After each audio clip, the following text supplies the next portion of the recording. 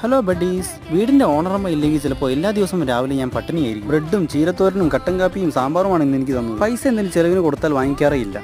എന്നെ മകനെ പോലെ എന്നാ പറയണത്. വേറെ എന്ത് വേണം ബഡീസ്? അങ്ങനെ ഞാൻ സേവിംഗ് ആയി മാറ്റി വെച്ച 10ന്റെയും 20ന്റെയും നോട്ടെടുത്ത് യാത്രയായി. 600 ചില്ലറ ബാഗിലുണ്ടായിരുന്നു. എങ്ങോട്ടാ പോകുന്നതെന്ന് വെച്ചാൽ എന്റെ അക്കുനെ ഇറക്കാൻ വേണ്ടിയിട്ടാണ് കേട്ടോ. അക്കുവിനെ അടുത്ത് യാത്ര ചെയ്യുന്ന എനിക്ക് ബസ്സിൽ യാത്ര ചെയ്യാൻ ഭയങ്കര മടിയാണ്. അങ്ങനെ ബസ്സിൽ കയറി മെക്കാനിക് ഷോപ്പിലേക്ക് യാത്രയായി. വീടിന്റെ ഓണറമ്മയെ കുറിച്ച് എനിക്ക് ഇനിയും പറയാനുണ്ട്. ബസ്സിൽ പോകുമ്പോൾ അമ്മയെ മാത്രമായിരുന്നു ചിന്ത.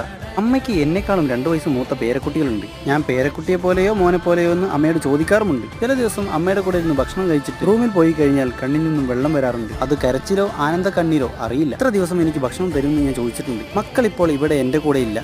അതുകൊണ്ട് നീയും രാജനുമാണ് എന്റെ മക്കൾ എന്നാ പറയുന്നത്. എന്റെ മക്കൾക്ക് ഭക്ഷണം കൊടുത്തു എന്നേ ഞാൻ വിചാരിക്കുന്നുള്ളൂ എന്നാ അമ്മ പറയുന്നത്. ഞാനൊക്കെ ഭാഗ്യവാനാണ് ബഡീസ്. ഇത് ഞാൻ എന്നോട് തന്നെ പറയാറുണ്ട്. അങ്ങനെ അക്കുവിനെ കൊണ്ട് ഞാൻ ഡ്യൂട്ടിക്ക് ഇറങ്ങി. 4 മണിക്ക് ലഞ്ചായിട്ട് 2 ദോശ കഴിച്ചു. ഇന്നൊരു 8 മണി വരെ വർക്ക് ചെയ്തു. ഓർഡർ കുറവായതുകൊണ്ട് നേരെ റൂമിലേക്ക് ഞാൻ വിട്ടു.